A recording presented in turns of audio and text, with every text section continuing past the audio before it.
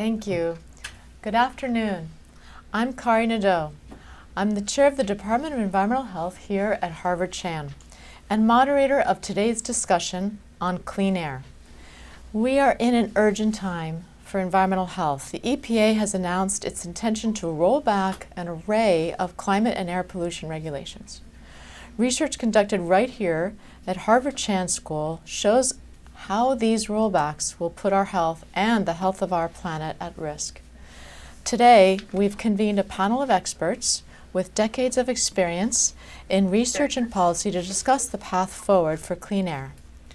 Before I start, I want to mention again that all of you now have books, and thanks to Doug Dockery and Arden Pope, who have joined us, we have a book called Particles of Truth that we hope that you will all come and enjoy the book as well as come to signing party in Kresge. I also want to note that in the book, Gina McCarthy, who was our previous EPA administrator, has a wonderful quote that Arden Pope and Doug Dockery are unsung superheroes in the field of air pollution research. And I want to thank them for their courage, and their courage is more than ever important, especially in this day and age. I also want to say that I have a signed copy of the Six Cities paper, so if any one of you are interested in reading it, please let me know. I want to begin with some questions, and we appreciate that Arden Pope is joining us from Utah. He is the Mary Lou Fulton Professor of Economics and at the Brigham Young University. So, Arden and Doug, you both helped lead the groundbreaking Harvard Six Cities study, which led to stricter air pollution guidelines. Please take this moment to silence and put away your cell phone, as well as any food or drinks. Taking photos or videos during the program. You've co-written a new book, The Particles of Truth, about those early days, as well as about the bigger picture of clean air science and policy. Tell us about the Six Cities studies first. What made it so pioneering, and what about that journey inspired you both to write the book? Doug, would you like to go first, and then Arden? Sure. So my history here at the school goes back to 1974, and it was in that year that Ben Ferris and Frank Spicer and Jack Spengler, in fact, launched a prospective cohort study to look at the respiratory health effects of air pollution from coal-fired power plants in the United States. The study was using clinical measures of lung physiology to examine the growth of kids in the Six Cities and the decline of lung function in adults in these communities over the following decade. And we also employed cutting-edge methods to look at new air pollutants, and specifically on fine particles, and specifically on particulate matter less than 2.5 microns, which we've subsequently named as PM 2.5. We were able to show that there were effects on lung growth in kids and also accelerated loss of lung function in adults. But the clinical importance of that was not really apparent, and in fact was debated for a long time. At that same time, Joel Schwartz, who was visiting us as a fellow from EPA, was finding associations between increased daily air pollution and increased numbers of deaths per day in a lot of different cities around the U.S. And it made us think about mortality in our own study. We had, of course, as we followed up the participants in our study, we would track whether they died and we were lost to the study. And so we asked Arden if he would like to analyze those data. This event is being recorded, and you may appear on camera at any time. Barring an urgent situation, please. So Arden took on this job and in fact very quickly showed that people living in the dirtier cities were dying faster, in fact dying up to 2 years earlier. And it was very strongly related with fine particle air pollution, the PM 2.5 that we were measuring at that time. It was a pretty surprising finding for us. And it was also sobering in that these were all communities that were allegedly meeting they were meeting the air quality standards at that time that were set to protect the public health. So allegedly they were safe in terms of the health of the population there. But this really suggested that we were seeing significant health effects in the US at those concentrations. And as a result of that, we said we need to do something to validate this. We questioned the results ourselves, and we wondered, well, what can we do to validate these results? We're not going to start a new prospective cohort and wait another decade before we saw the results. But fortunately, we had a connection to the American Cancer Society, who were doing a massive prospective study of the causes of cancer in the US population. But they weren't looking at air pollution. We went to them and said, well, could we match the residences of your participants to air pollution levels that were being monitored across the country, specifically the PM 2.5 concentrations? And they said yes, but it was a massive task, a very difficult problem, and we asked Arden to take this on. And he went down to Atlanta and worked through this, but very quickly showed that we could see the same associations in this different population. So it gave us confidence that there was a real association there, and we published these results.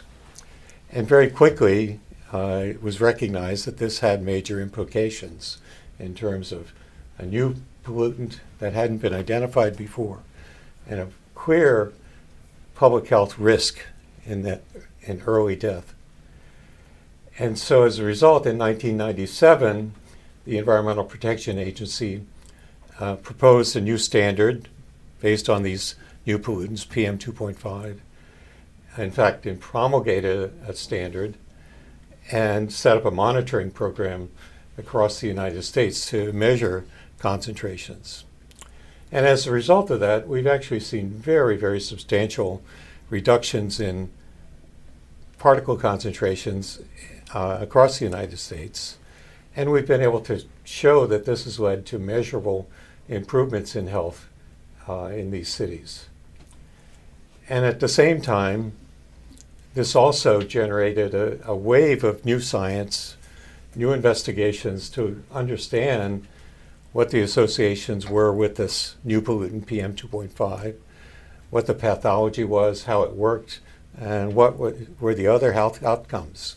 And that's been a major research initiative here at Harvard, but at institutions all across the United States and indeed all over the world. These results have now been replicated all over the world. They were also challenged, as you can imagine, very broadly. The studies themselves were challenged. We as individuals were challenged. Environmental epidemiology was challenged as a legitimate base for making regulations. And in fact, we've seen science being challenged, and the trust for science by the public has been undermined, and we continue to see those effects. But nevertheless, we've continued on, and this book is actually about that journey. Thank you.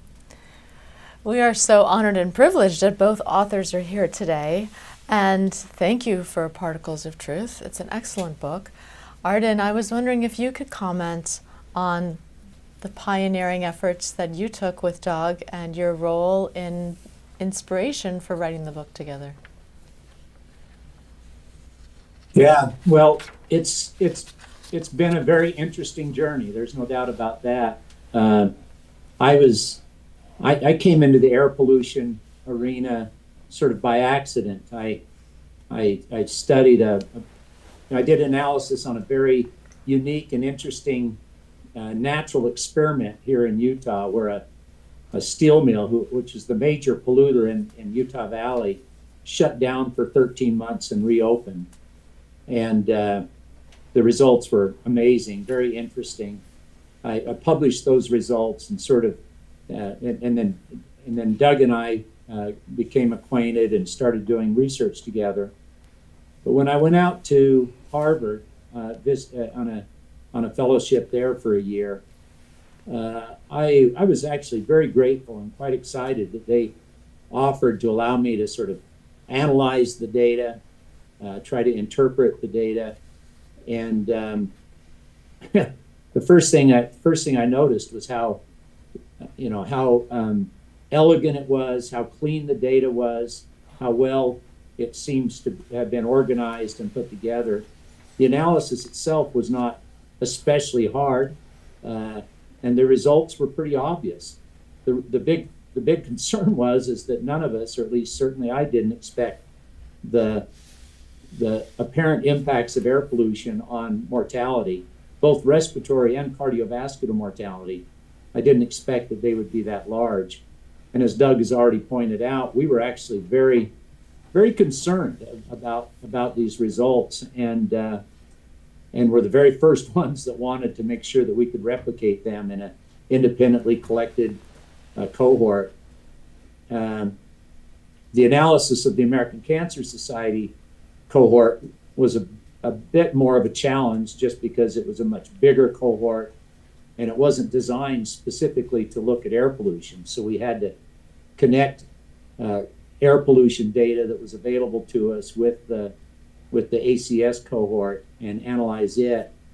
But of course, when we got very similar results from it as we got from the Harvard Six Cities study, we knew that these were incredibly important findings and they needed to be published, and they needed to be replicated in other ways as well.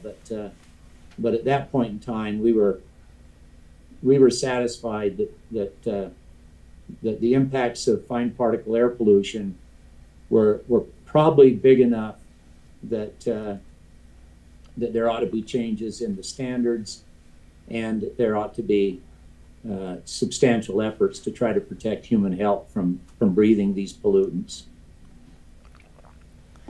Thank you. It's really an amazing example of how people can come together, collaborate, and then have a product that has such a substantial impact that it affects the whole globe. Mm-hmm.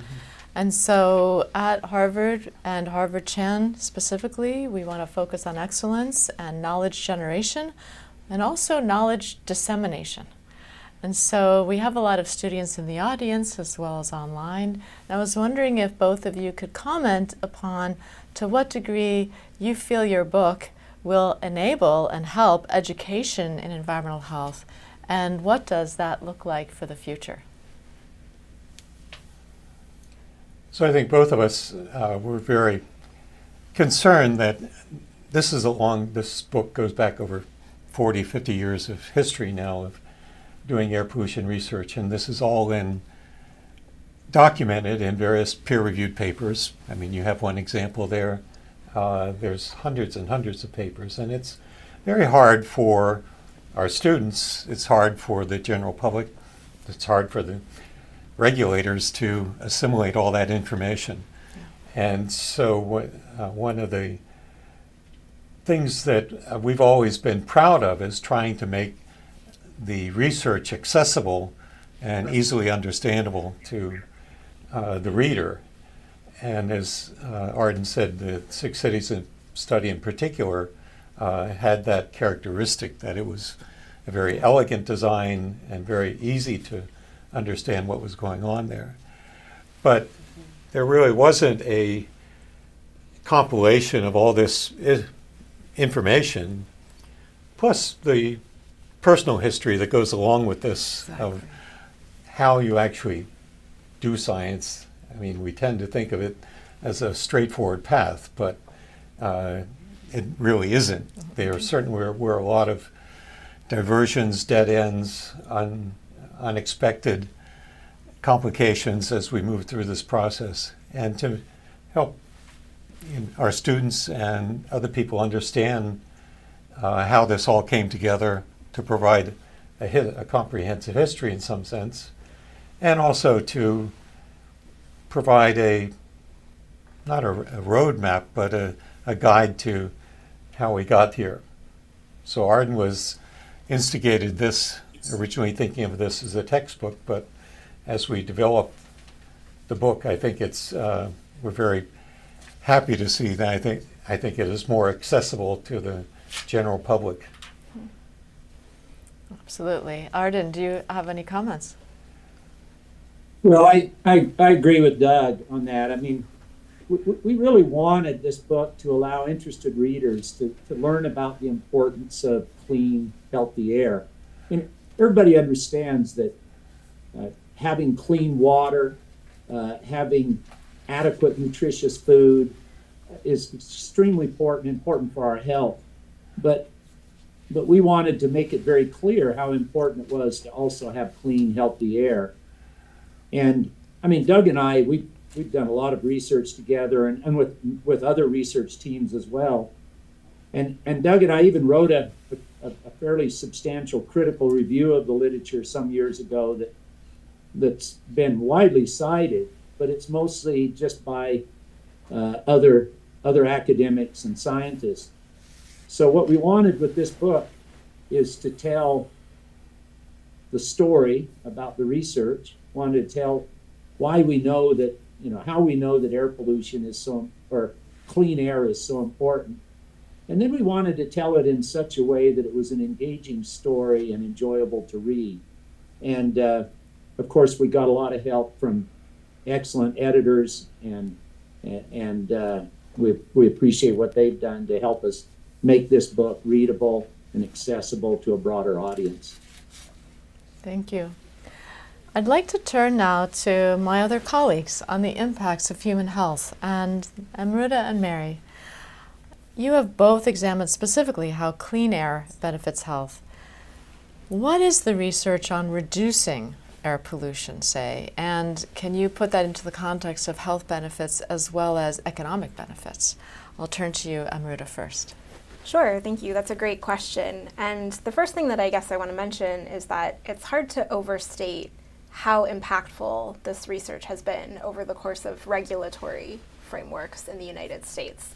So one of the things that I want to emphasize is that, here in the US, we're used to breathing relatively good air, relatively clean air. And I don't think that's something that we can take for granted. That happened because there was this early evidence of the mortality impacts, because there have been follow-up studies of the health impacts, and because we've done a fairly good job of regulating air pollution levels across the US. And this is something that's a worldwide issue, right? So the World Health Organization likewise has developed standards for PM 2.5 concentrations for health. And there are a lot of people who live in a lot of urban areas around the world who are living with baseline levels of air pollution exposure that are higher than what's recommended by the World Health Organization. And we can look to some of those communities to see what the health impacts look like.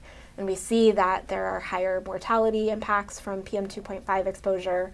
We see a whole host of other types of chronic and acute health outcomes that occur. Both of the speakers earlier mentioned cardiovascular disease risk, respiratory illness. I think Mary will talk a little bit more about that. But the other thing that I want to mention is that there have been a series of studies that have been conducted on the economic benefits of the Clean Air Act in the United States. And it turns out that we can consistently look across all of these different mortality outcomes as well as different illnesses, and we can see that there has been a many-fold return on that initial investment to reduce our air pollution exposure in terms of the economic benefits to health. So I think it's really important to highlight that this is something that our communities across the United States have really benefited from this regulation. Thank you.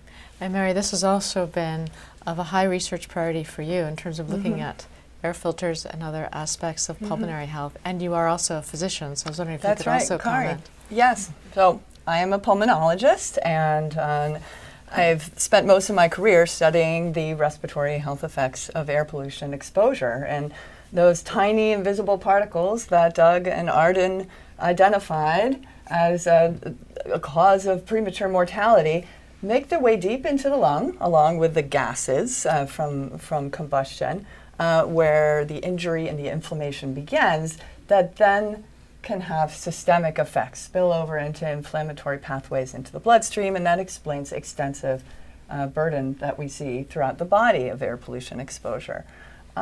But to focus on the lungs, together with my colleagues here at the Harvard School of Public Health, we have found that air pollution exposure in the United States at relative typical levels that we breathe every day harm respiratory health, even in the general population, not just people who have existing lung disease. So to give an example, the pollutants that the US EPA regulates, like PM 2.5, nitrogen dioxide, ozone, when the levels are higher, we have found that lung function of generally healthy adults is lower after just 1 day of exposure.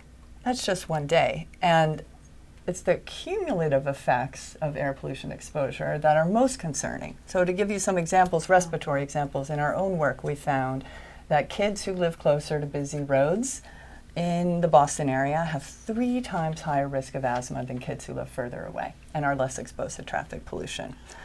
Generally healthy adults, in Framingham Heart Study, those who are more heavily exposed to pollution have more rapid loss of lung function over the years. And to put those effect size in context, similar to the magnitude of effect on lung function as having smoked in the past.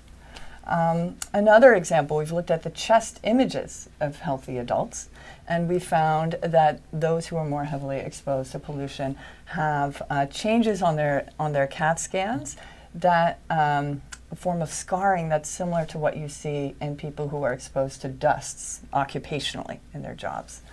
But I think it's important not only to look at these harms, but to look at what happens when air quality gets better, as you were asking, Kari. And there are so many important studies that have looked at that.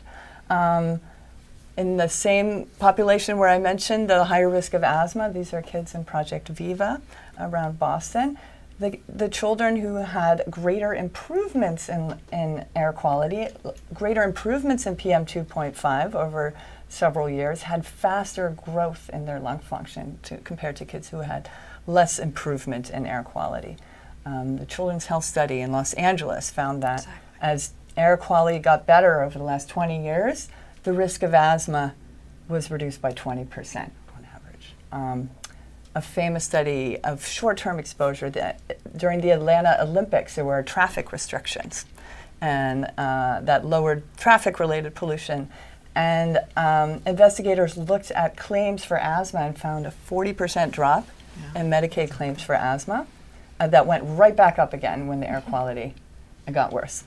And I think those studies are really important to highlight because they show that while these health harms of air pollution may be invisible, those benefits are immediate and very valuable.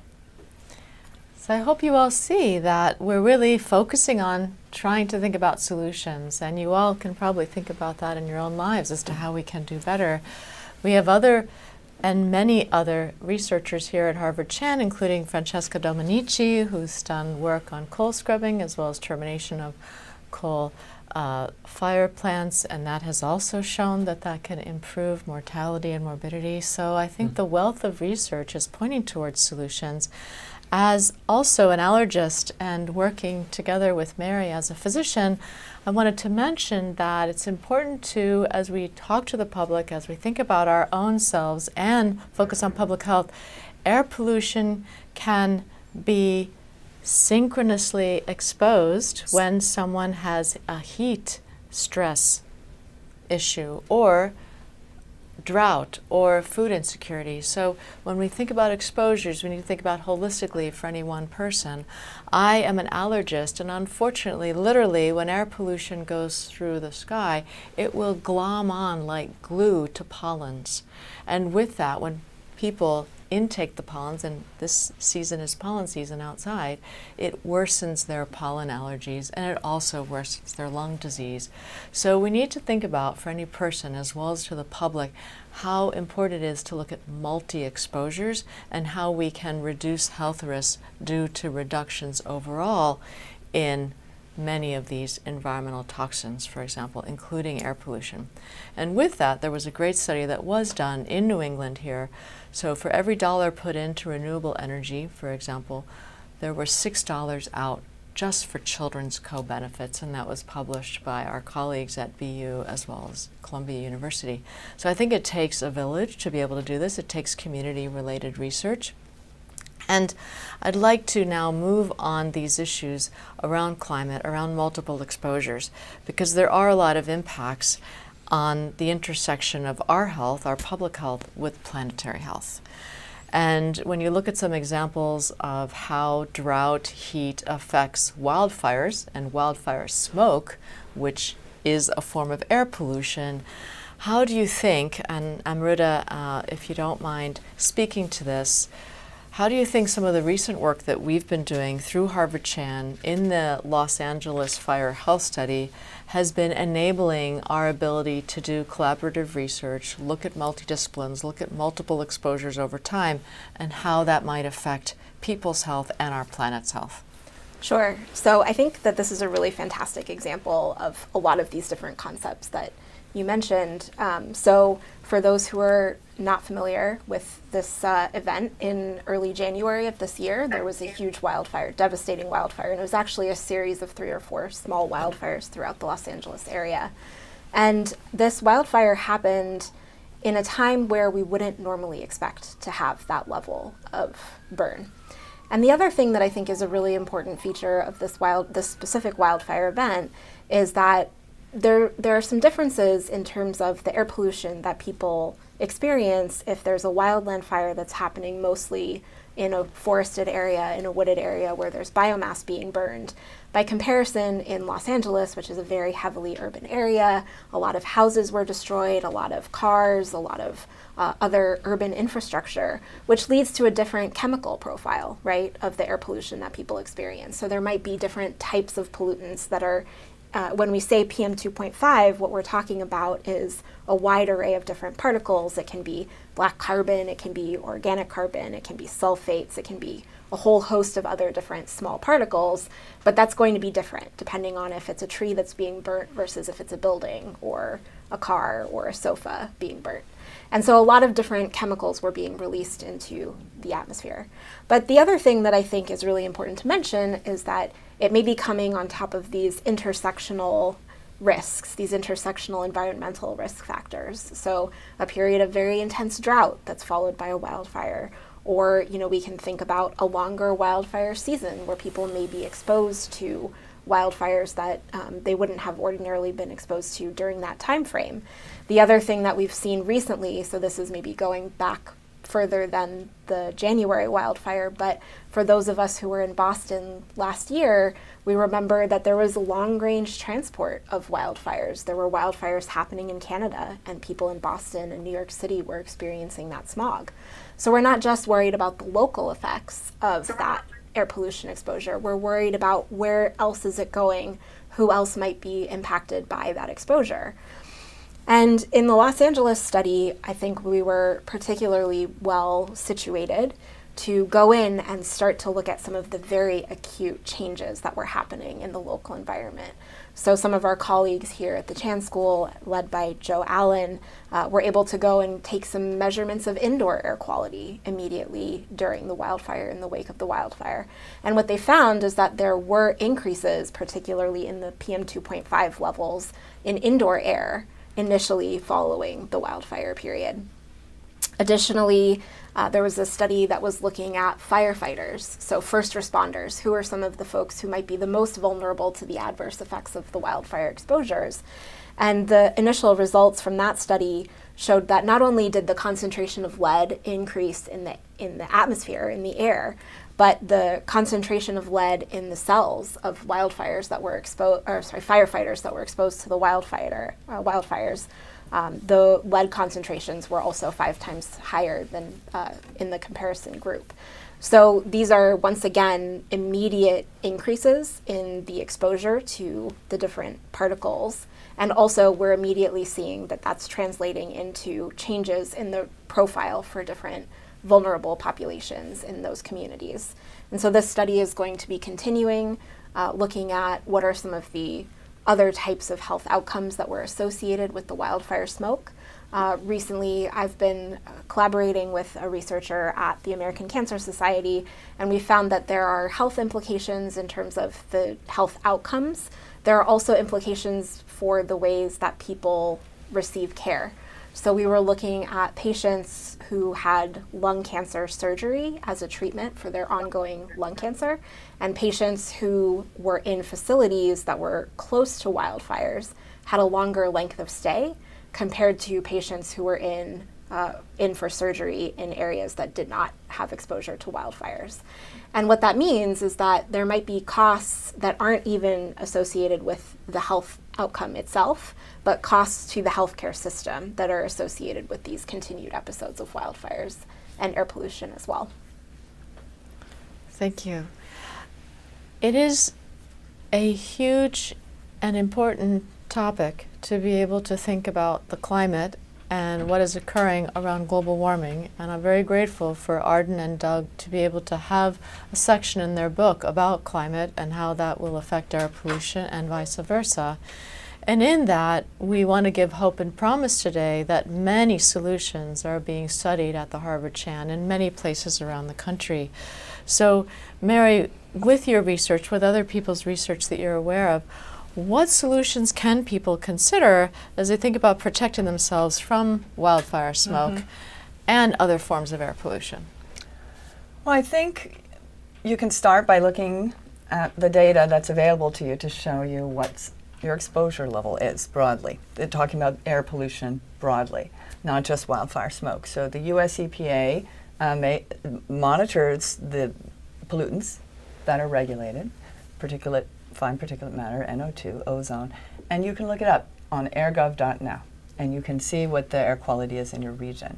And those who have lung disease or heart disease and are more susceptible to the health effects of air pollution, I would really recommend that if the air quality is in the moderate range, so an air AQI of 50 to 100, that you consider taking steps to protect your health.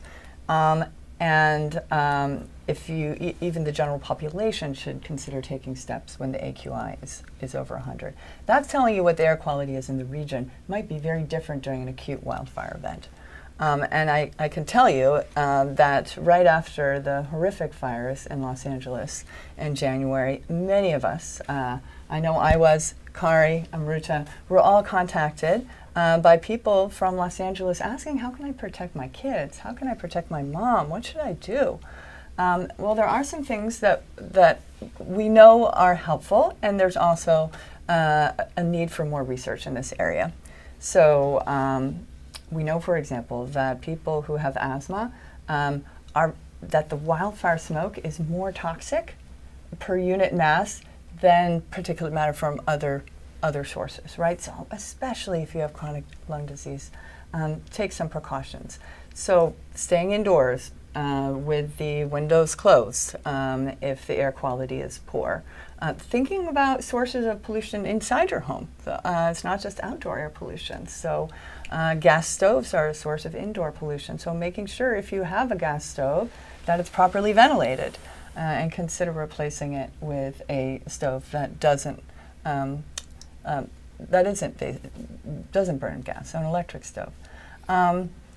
Air purifiers. In our work here at the Harvard Chan School of Public Health, we've found that HEPA air purifiers really are effective at reducing pollution indoors. Even when the baseline level of pollution isn't that high, a properly sized HEPA filter, which is a high efficiency particle filter, will reduce fine particulate matter by about 50% on average. So that we know it works in reducing exposure. We also know from other studies, mostly asthma studies, that it can be valuable in reducing asthma symptoms for people with allergic asthma. There isn't a lot of research out there yet for other chronic conditions. My work is on chronic obstructive pulmonary disease. I'm doing a one-year air purifier intervention for people who have COPD. There's also ongoing work for people with cardiovascular disease. So I think that is an important need. I think that there is one other type of intervention that doesn't always come to mind, but if it is extreme situation, right? Smoke conditions. N95 respirators are 95% efficient at removing particle levels. So if there's a situation of high smoke conditions and it's unavoidable, you have to go outside, that is a personal intervention that people can undertake. Thank you. I'd like to now move on to lessons of inspiration. And many of you here in the audience have also been inspired by Doug and Arden and mentored by your wonderful research and teaching. I'd like to, Doug and Arden, ask you in your book if you now could tell us a little bit more about the complexities and about the special interest groups that added to some of the interesting history around the Clean Air Act, as well as your own research with this quote-unquote secret science that was mentioned in your book, as well as what's happening around the country. What does that mean? How do we continue to do science despite some communication efforts that might be challenged, and then despite science that can be challenged? So do you mind talking about that for the audience to hear about that history, as well as how you had the courage to move forward?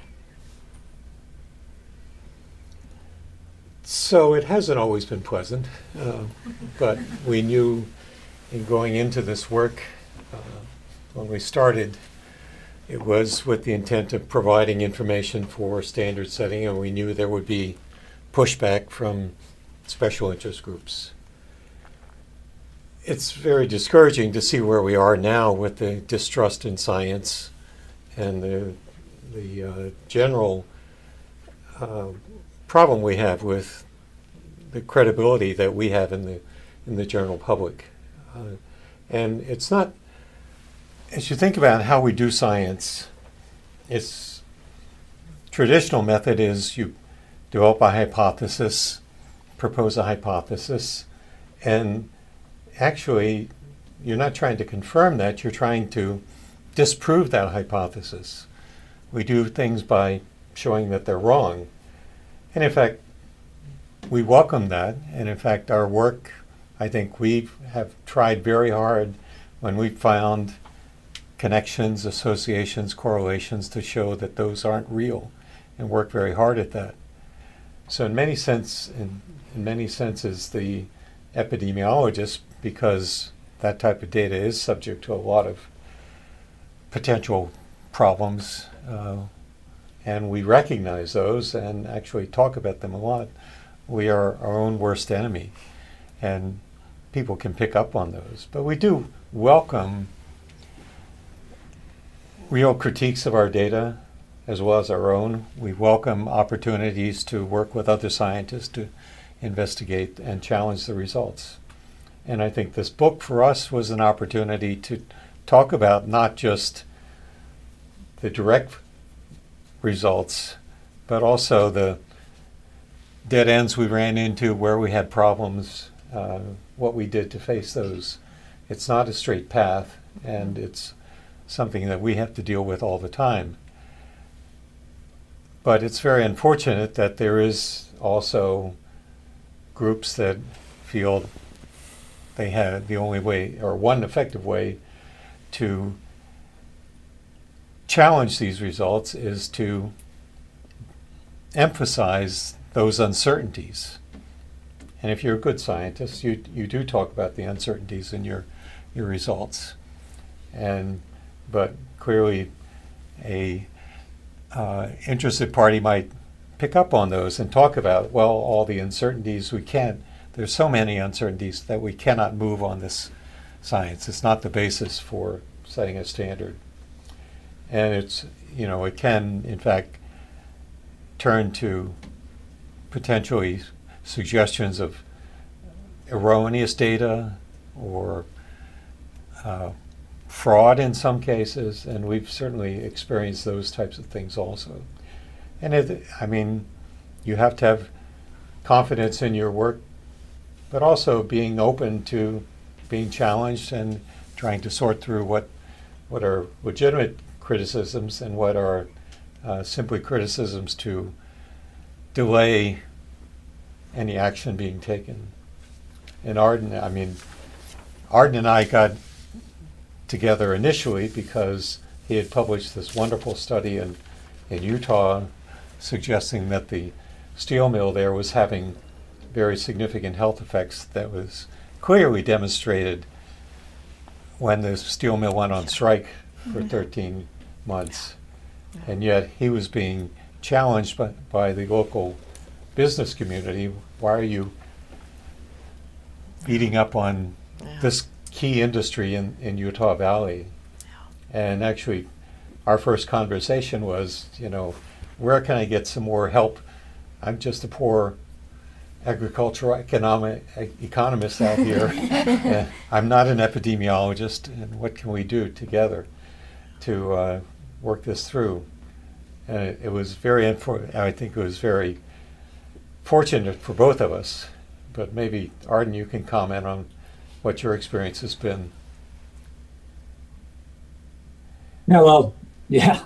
I mean, I think it was fortunate for both of us. At least, certainly it was fortunate for me to be able to work with you and your colleagues there at Harvard. Not only did I get great training, but had great colleagues to try to do this work. I will point out that one of the things that Doug and I have tried to do over the last several decades is, as there's been distractions and criticisms and various things, is we've tried not to get too distracted by these controversies and criticisms. Now, this isn't always easy. I'm not saying it's not sometimes annoying. But what we've tried to do is focus on listening to the legitimate concerns related to our research. And then we've tried to move ahead and address those concerns, and not only understand them, but address them. And in fact, some of our best work has come from trying to understand and address very legitimate complaints or concerns about what we've done. And a lot of that has been done with other colleagues, and in some cases been done, with directly collaborating with the individuals that were criticizing the original work. And then, specifically with regards to the secret science issue, I mean, that's somewhat of a complicated issue in a way, because all of us really do believe in sharing data and having our work scrutinized and reevaluated. On the other hand, there are studies that we've done that have confidential data, which ethically and even legally in many cases we're not really allowed to release publicly. But even with regards to that, Francesca Dominici and Joel Schwartz were mentioned earlier, but they've been involved with using publicly available data, at least as publicly available as it can be, in terms of using U.S. Medicare data. They've done really these massive studies looking at air pollution and mortality in the Medicare cohort. I've done studies actually working with a research team that originally investigated the Harvard 6 cities in the ACS study, working with Dan Krusky, Rick Burnett, and others, where we've used National Health Interview Survey data, which is public data. And so the point, of course, there is sometimes the criticism has to be largely ignored just so you can go on and do your work. But a lot of the times you take the criticism to heart and try to use it to improve the research that you're doing as you move on. And I don't know that Doug and I have done this perfectly, but we've tried. That's been the approach we've taken. And for the most part, we have had some success, and we've been able to increase our knowledge about the health effects of air pollution and the importance of clean, healthy air. Thank you, Arden. On that wonderful note, I hope you've all been inspired. I certainly have been, to be able to think about some of the comments that we've discussed today. I want to thank you all for coming. We've given some approaches, and I really appreciate the history and the knowledge in the room in terms of people that are researchers and educators, as well as helping out public health practitioners and students and individuals, help them sustain the Clean Air Act and to breathe healthier air.